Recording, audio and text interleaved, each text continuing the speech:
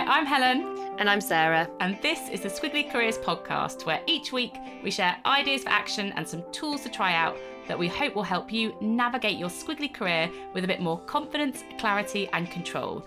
And this week we are taking on the topic of career cushioning. But what does it mean, Sarah? Well, career cushioning is one of those phrases that have emerged, a bit like quiet quitting. So there's lots of articles about it. And Helen and I even had a debate before this conversation. We were like, we don't want to get drawn into kind of career fads. We don't want to be like fashion for careers.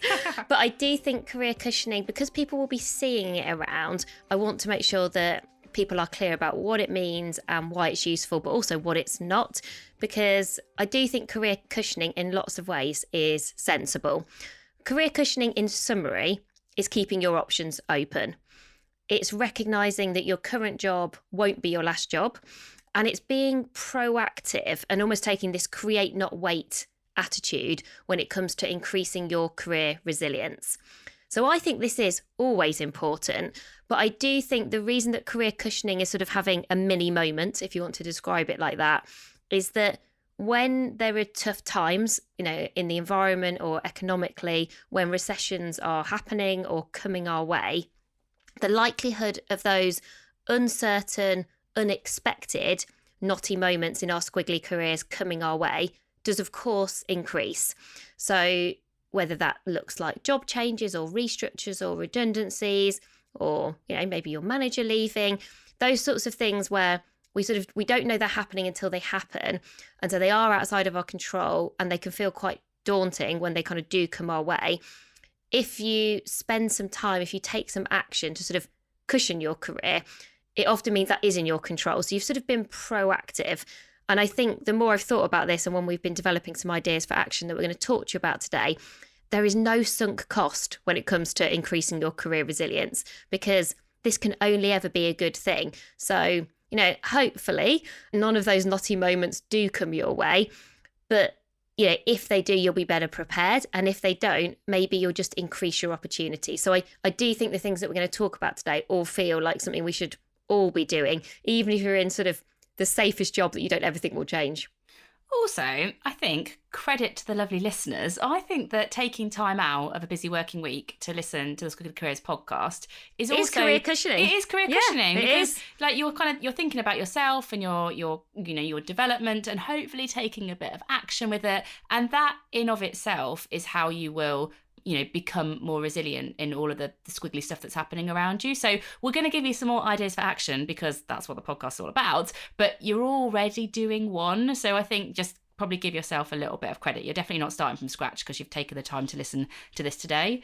Also, probably just worth spending a brief moment on what it's not. So it is not about giving up on your current role or, jumping to something else because you think the grass is greener. This is about considering yourself and how you can be resilient and what you might need to do differently with your development. But it's not, leaping into a new job every 6 months. It's also not about searching for new jobs. This whole idea that it's always about looking for new jobs, starting or exploring them, that's not what we're talking about. This is more about exploring you and what you can do and where you could go than sort of looking at other jobs or applying for other jobs. So I think just think about this very much you and your skill set, you and your development, and you being proactive with it rather than reactive to stuff that might be happening around you. And I do think, being realistic, there are moments where we are all a bit more committed to our career development. And that might be because we want to make a career change. That might be because of progression, or it might be because you can anticipate, you sort of have a sense that some changes might be coming your way. And that has definitely happened to me in my career a few times, where I've been really enjoying the role that I was doing, the organisation that I was in. I was really motivated. I sort of didn't necessarily want those things to change.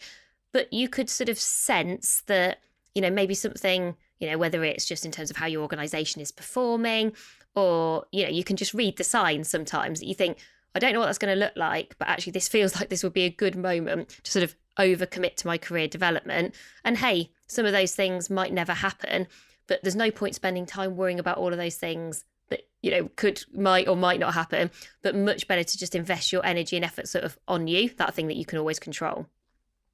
So we're going to talk about 3 actions for how you can cushion your career, with a sneaky extra action at the end.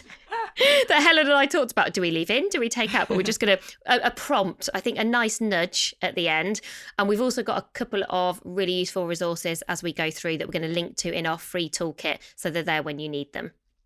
So idea for action number 1 is all about your career conversations. And career conversations are really useful for you to get more data about your development, data about people's jobs, what's the day in the life look like, or the skills they might need, or how they squiggled their way there.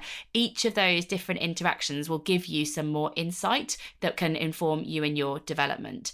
The point we really want to make here with your career conversations is that you're really proactive about them. So one of the things that we notice is that when people decide they want to do something different, they suddenly start to think about career conversations. But we want you to have regular career conversations regardless of really what you're doing, because you're never not needing data for your development. It's never not useful to get insight from somebody else. So think about how regularly are you having these discussions about your development with different people, and that regularity and the difference is really, really important. So another trap that we see people fall into is they have a conversation with their manager and no one else. Whilst your manager can offer quite a lot of that insight, they are not the guru of good advice. So make sure that you're thinking about different people that you can have that conversation with. And the other trap that we see people sometimes fall into is the nice chat trap, which is, let's imagine I see Sarah and I think, oh, I'd love to find out how Sarah got to run her own business. And so I, have a nice chat with Sarah, and then I go away from that. It's really hard to think, well, what would you do differently because of it? And so one of the things that I always try to do when I've had some kind of career conversation with somebody is I write down my reflections at the end. And I try to do it in almost like 3 statements to summarize what they've said and what was sort of meaningful to me. And I find it quite helpful to send that back to the person as well. There's a sense of sort of commitment in me having to do that I find really useful, and it creates clarity for myself. And I also think it's sort of useful for the other person to know that was an informative conversation they had with me. And I think there are 2 types of career conversations for you to consider. So I think there are the career conversations that are about you and your career. And for that, we have a career canvas framework for you. So this is on our free toolkit. We'll link to this, but it's just on our website, amazingif.com. Look for the free toolkit. And in the career canvas, we have suggested areas that you might want to talk about in a career conversation. So things like your strengths, your career community, your progression possibilities.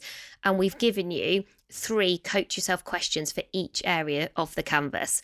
So that would be like me having a conversation with Helen as my co-founder, and perhaps I'm talking about my values or about how I increase my network. So it's very much about kind of me and my career. So hopefully we've given you a tool there that will help you to get started with those. So those might be conversations with managers or mentors, probably people who are relatively close to you. Then I think the other type of career conversations is where it's maybe less about you and you're discovering and finding out more about somebody else's career. So kind of the emphasis is more on you asking really good questions to get a window into their world. These are kind of the curious career conversations. And I think when you're thinking about career cushioning, you want to be doing both of those different kinds of conversations, because I think they have a different objective and a different purpose. I think they both give you data for your development, but quite different sorts of data, because one is more sort of starting from you, like how you might make a strength stronger, or how you might explore transferring your talents in an organisation. That's quite a different conversation to me chatting to Helen to understand what it's like to run her own company and how did that start and how did she make that transition from a very big organisation to a very small one. So just think about both of those kinds of career conversations and really kind of take ownership for the frequency. They can be really informal. You don't have to wait for the next time your organisation says you should be having a career conversation. I would be setting myself a goal of thinking, okay, well, maybe I want to have one career conversation every month, and maybe that's interchangeable. I swap between one that's more about me and one that's maybe learning more about somebody else's career. So our second idea for action is all about your skills, and it's to further you and future-proof you. And these are 2 different things that you can do with your skills to support you with a bit of career cushioning. So Sarah and I will maybe take this in turns to talk them through. Do you want to go further you first? Yeah, the reason we've divided them up in this way is we both came up with different ideas. This is such a cop-out. Yeah, so we won't were disagree with each other. We'll keep both of them in.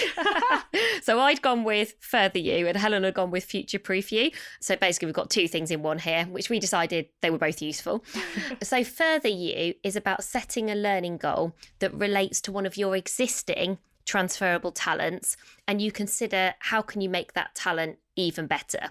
So this is a strength that you've got that you want to make stronger, that particularly relates probably more to how you do your job rather than what you do in your job. So often we can't help but see our current role in terms of, what we do and how we do it. And often it's quite helpful to just think about, well, what are your hows that you can imagine using elsewhere? And a really good question here that might just help you to get to some of the answers to this is, imagine you were coming to work for Amazing If on Monday. You're probably, some of you might be an expert in career development, but imagine that you're not. Imagine that you've not run a company before and you're suddenly coming to work with Helen and I. What are all the hows that you would bring with you? Maybe you're an amazing problem solver. We interviewed somebody recently who I got so much confidence that she could solve knotty problems. She just described to me so many different examples and situations where she could take something that was quite complicated, that sort of needed sorting, that probably people had shied away from, and you could tell that she could just do that brilliantly. So that's a really good example of a transferable talent that she's already got. And she could think about, well, how do I accelerate that even more? Maybe that's about the range of situations where I use that talent. Like, could I use it in lots of different ways? Maybe that's about finding out who is incredible at that. We sometimes call them the kind of those go-to gurus. Like, who am I learning from in that area? Who could make me even better at that thing that I'm already really good at? So Helen, if you were thinking about one of your transferable talents, let's imagine Amazing If dies tomorrow. That's bleak, isn't it? That's pretty bleak, but keep going. It might get better. Or you can see it coming. That's probably even more bleak. You're like, right, just move on. It's gonna go down the drain in the next 6 months. I'm gonna have to get another job. Totally get it. Which of you? I like the nervous laughter that we both have there. Which of your transferable talents are you over investing because you're thinking, yeah, do you know what? It's not going to be an Amazing If, so I'm going to have to go and get a job. Oh my God. Like, what are you taking with you? What would you set a learning goal around? I would probably something around relationship building and like prototyping. If I could combine those two, but like, I'm going to build a relationship with you. I've taken an idea and I've got a proposal. Like, those two things, like people and proposals, I think I'm probably quite good at. And I could apply that to loads of different industries and issues. And so just thinking about what, who are 5 people and what are 5 proposals that I could kind of put together, that I think I could create myself some new opportunities through that. So I'll be fine. Oh, I decided I definitely wouldn't be fine. I was like, oh my God, I think I'm basically unemployable. Like, what has happened? And then I started, because actually I do think... this is not true, everyone. This is not true. She's very employable. Just don't employ her because she's mine. I'm territorial. But I don't think this is that easy. Sometimes to kind of, almost take yourself away from where you are today. It's confidence is the root of it, It's quite a tricky thing. But you've got to have the awareness of your skills and be confident enough to think about them. And I think the only reason I can do that is because I've had a lot of feedback and I've thought about it quite a lot, because it's how I can add value. But if you haven't done that, and so you can't do it as quickly or as confidently as I've done, that doesn't mean you've not got the transferable talents. It might mean you just need a bit more time to reflect on it. And it also might be worth getting some feedback into what other people think you do well if you can't see it for yourself. Well, actually, thinking about this, because surprisingly, we do actually really prepare for these podcasts sometimes. Well, this one, I was thinking, okay, so the thing that I would do, or I'd be offering to other organisations when Amazing If goes down the drain, would definitely be... If. Sorry, if Amazing If goes down the drain, I was like, okay, I am great at creating. I am a really good blank piece of paper. We need to build something from scratch. We need to create something, or maybe we need to change something kind of quite dramatically. And so actually then I was reading a really interesting article about that I was just going to read anyway. And the author of this article then talked a bit about how if you're sort of a continual learner and creator, how much you can benefit from knowing more about Agile. And Agile is something that I've, almost seen from a distance. I've worked alongside some people who sort of understand Agile properly. They've sort of almost done some more of the training in it. And I was thinking that's not a world I've ever spent time in. But a few people in the past have signalled to me, oh, that idea for action you've just come up with, that could have come from the agile world. And I think I just sort of nod along and go, oh, okay, great. And I'm sort of glad you've been able to connect those dots. So I was like, that's what I would do. I would set, and I think I was like, maybe that is what I'll do. So just in case, amazing if it doesn't go well, I could be like, oh, and then I've spent some time like really, almost like deeply learning about agile, because I think it's very connected to one of my transferable talents. And I was like, oh, that would make me even more employable. So then I felt a bit better about it. I was like, oh, I feel quite good about it now if it all goes a bit wrong. I'm glad you're investing in your career cushioning. I think I'm that is something we should all do. But I also hope that Amazing If stays in a strong place. Imagine the podcast episode, how bleak that would be. So moving swiftly on to the second part of this, which is the future-proofing you. So Sarah's talked through how you further you with your skills. The future-proofing one is simply about looking at the skills that are becoming increasingly important for everyone. And luckily for us, there are lots of organisations that determine what these skills are. I mean, you can Google them, like, what are the future skills that I need, and look for a credible source. We have looked at the World Economic Forum, who have got a list of the skills that they think are most important by 2025. They include things like analytical thinking, active learning, complex problem solving, critical thinking. We'll put all these, by the way, in the pod sheet so that you can see them. But they are the skills that they are signposting that are going to be important for everyone in the not too near future. And so what you really want to do here is almost look at that list of skills, and I would almost score them and think high, medium, low. What do I think my current competency is? And then it's where you've got gaps that you might want to grow them.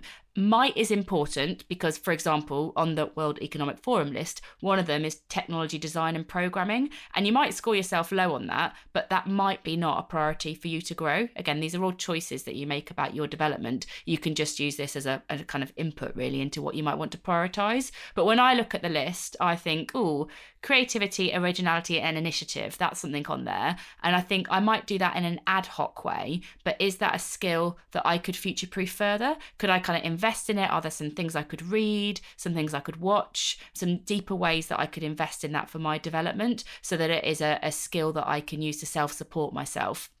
And that's what you're really trying to do here. All it is a list for you to look through and prioritise in terms of the skills that are important to everyone in the not too near future.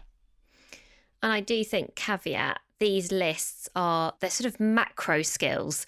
So when you look at it, I think it can feel a bit daunting or overwhelming because, like one of them just says leadership and social influence. And you're like, right, wow, that's a big area. I would sort of use it as a starting point, as Helena has described, and then almost connect the dots with your future possibilities, with the things that you're interested in doing in your squiggly career. And so exactly as Helen's then done, is she's sort of gone, oh, well, creativity, originality, and initiative feels useful and relevant for me, and it feels useful and relevant to future-proof me. If you can connect those two things, I think it gives you a really good starting point. And then you can sort of ask yourself the so what? So what does that mean in terms of what I'm learning, how I spend my time, who I'm spending my time with? And in January, we're actually going to use this list to do a special series on some sort of future skills. So critical thinking, originality, and learning strategies, maybe one more. We're going to do specific podcast episodes on. Helen and I are both sort of, as we speak, beginning to read the books that are relevant for those skills. So a bit like we did in the summer series, we're both going to read a book about the topic, so critical thinking, and then we're going to come to the podcast having read the book. What have we learned? How has it helped us?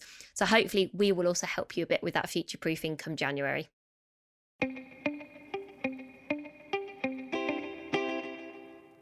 So our third idea for action is about increasing the strength of your career community. And when we often think about career communities, the simplest starting place for this is to think about some distinct roles and the different things they can offer you. So for example, 4 distinct roles: a mentor, so that's somebody who is there to give you advice. You benefit from their wisdom because they've done some things that you might want to do and they offer that advice freely to you. Don't always have to take it, but they're quite helpful to have. Sponsors, that's the second role that's really important in your career community. So these are people, I always think of them, they've got access and influence into an area that's interesting for your development. And what's really useful about a sponsor is they're willing to advocate for you. So that area that you might not have access to, they can open a door for your development and they want to do it for you because they're advocating you. The third role is a peer, often one that I think people don't prioritise because they just assume that they've got these relationships. But actually, if you actively manage your peer relationships, it can be very powerful for your career, because what peers can do is accelerate your growth. Because if you think about the mentor, that's someone who's done something you want to do. A peer is someone who's going through what you're going through, whether that's something you're experiencing in your company or the stage you are at in your career, or something maybe you're doing a side project at the same time and they are too. They're really helpful for navigating through knotty moments and accelerating your learning. Sarah has been amazing at being a peer for me in my career. And the fourth role that's distinct is a coach. And so a coach is somebody who is much more in asking mode. They unlock your thinking. And we've talked about this a little bit before, that you don't always have to have sort of qualified coach status to be one of those people that can unlock your thinking. So in your career community, if you know one of those people that are really good at asking you questions that force you to think a bit differently, they can often play that role of a coach for you. So before we get into some other ideas for action to help you increase the strength of your career community, a really good starting place is to think about mentors, sponsors, peers and coaches, and think, where would you put a tick against those in terms of where you've got strong relationships at the moment, and where might you put a bit of a question mark because there's a bit of a gap. And gaps are fine, they're just areas for us to sort of go after. So the first idea for action is almost anticipating a potential knotty moment in your squiggly career and thinking, who would be on my support speed dial? Now, I know speed dial doesn't exist anymore and it's a very 90s reference, but it sort of works, I think, in my head as sort of a way of imagining what I'm trying to achieve. Because I think if the answer to that is no one, I hope everybody would have friends and family, but if you're thinking just in a work context, who are those support speed dial where, let's say, something completely unexpected happens on a day? Like, who are the 3, 4, 5 people that you're sending an email to going, oh, have you got 15 minutes for a chat? Or that you could literally just call up out the blue and you know that they would prioritise and take your call. And when we sometimes ask a question along these lines in workshops, and I have noticed that sometimes people say, oh, I really feel like that's a gap that I've got. I sort of don't have people on that support speed dial. So if you're thinking about career cushioning, you want to be able to name those 3 to 5 people. So it might be a case that you can name those people, but perhaps you want to increase your closeness to that people. Perhaps you need to reconnect with them. You've just not chatted to them for a while. You want to say thank you for the impact that they've made in your career so far. So if you've got people already, you might just want to consider closeness. Like, am I spending enough time with them? Would now be a good time to increase how much I speak to those people or how often I spend time with them. Again, it can be super informal. It can be quick 15-minute chats. We don't need to make a kind of big deal of it, but keep your support speed dial close. Though keep those people close if you've already got them. If you haven't got anyone, you might just want to think about, well, where could I go and spend time that is a naturally supportive place to hang out? And so there are things like open mentoring programs that anyone can join. There are often things across industries or across your kind of area of expertise where they're designed to support you to succeed. For example, one of the things that I do as part of a community that I'm part of, I do something called a coffee roulette, where you just put your name in and it pops up that you're going to meet with somebody. Now, those people are not necessarily going to be my support speed dial from day one because I'm meeting them for the first time. But I do know that I've got something in common with all of those people in that they are all running their own companies. So they sort of have the potential to be on my support speed dial. And even last week, I spoke to a guy who has probably been running companies for most of his career, I would guess, from listening to him. And he's a good, 10 or 15 years further into his career than me in terms of how long he's been working for. And even just one conversation with him, I was thinking, do you know what? He's not a million miles away from someone I now feel confident enough giving a quick call to, in that moment when Amazing If goes down the drain. Just to come back to that for a second. Are you all right? Do we need to talk about the future of our business? No, but I'm trying to do career cushioning and trying to think about it realistically. And so if I felt like I was, struggling, I sort of feel like he's seen businesses come and go and he's found his way through those knotty moments.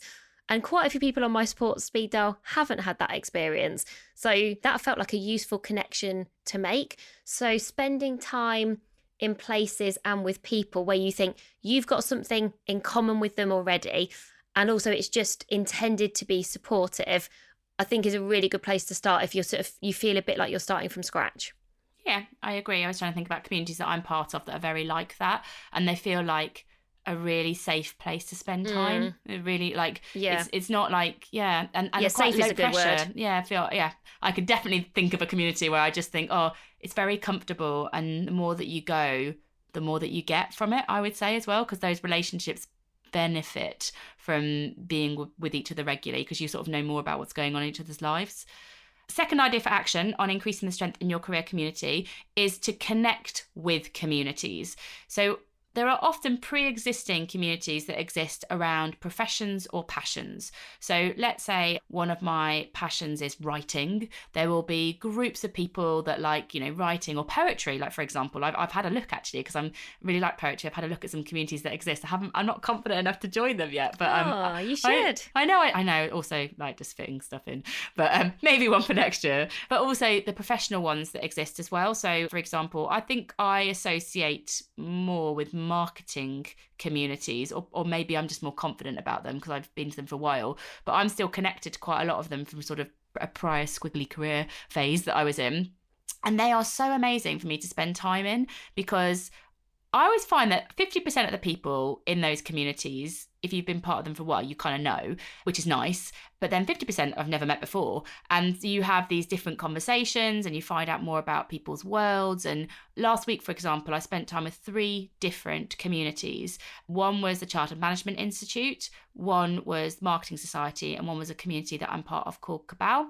And in each of those communities, something has happened as a result of me spending time in them. I'm going for a lunch with someone in January. I'm supporting somebody's Squiggly Career skills for their company, and somebody else has come to me with an opportunity that I'm going to explore. And they are, I don't know what those things will do. They might just be nice ways of me helping people, but they're all ways in which I can help my career cushioning, because it just sort of takes me to a different place than I was before I went to those particular communities last week. And if that does feel hard for you, because I appreciate listening to an extrovert say she's been to 3 different communities in 1 week. It was a pretty big week. Even Helen said it was a lot in 1 week. They just happened to all be in 1 week.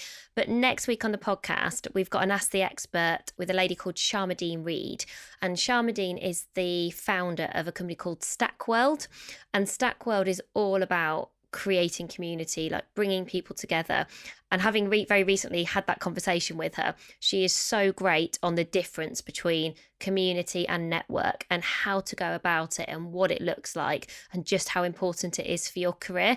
And so if this idea for action feels like the one for you, the one you really want to dive a bit deeper into and make some progress on, also definitely make sure you listen to that episode with Sharmadean, because she just has, firstly, she is brilliant and shares some great stories and sort of has lived and breathed everything that she talks about herself. So she's just fascinating herself. Her own Squiggly Career story is fascinating, but she's also got some really good practical advice.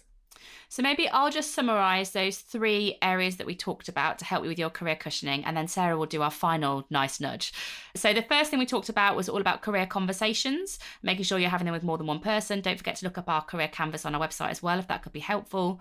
The second one was about skills furthering you and future-proofing you. And the third one we just talked about was about increasing the strength of your career community. And our nice nudge, just to add it in. And we have done it in other podcasts, so we're a bit like, we're always trying to make sure we've got lots of newness every time we talk to you. It's just make sure your LinkedIn profile is in good shape. So, get those recommendations, make sure your summary looks good, sort yourself out with a banner. We've talked about it before. We've got other episodes on LinkedIn specifically, and it doesn't have to be your LinkedIn. I appreciate for some people listening, maybe it's your website, maybe you happen to use your Instagram for work, or it's your Dots profile. But in those knotty moments, I think if you've got this career cushion of you are showing up externally in a way that you feel good about, I always think a good coach yourself question is, if someone's introduction to me was looking at my LinkedIn profile, what would their impression be? If you feel like kind of LinkedIn is the right place for your profession, which for lots of people listening, I know it will be. So I always like to imagine, if that's the first time someone found me, like, what would they think? Would it help to attract interesting opportunities and possibilities and learning kind of towards me? Because again, this is just about career cushioning. It's just putting yourself in a really good position and being proactive, reminding, like, keeping your options open. And you're limiting your options if you're not in the kind of right places where people can find you and come to you with like, oh, I've noticed you're really interested in this.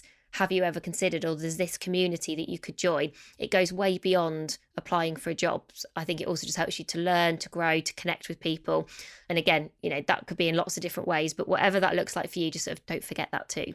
I suppose it's how can my LinkedIn profile be a better magnet for me is the question just to have a think about.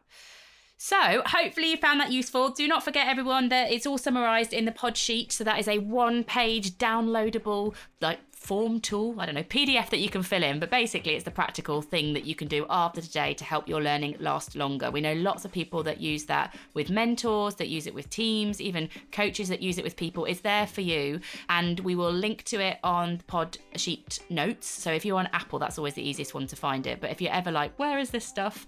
Go to our website, amazingif.com. And if you go on the podcast page and click on this episode, you'll be able to find it. And if you ever can't, just email us if that's easier. We're Helen and Sarah at squigglycareers.com.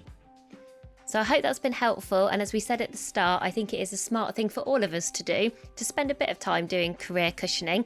If you've got any other ideas or topics that you'd really like us to cover, please get in touch at any time. We're Helen and Sarah at squigglycareers.com. But that's everything for this week. Thank you so much for listening. I'm back with you again soon. Bye for now. Bye, everyone.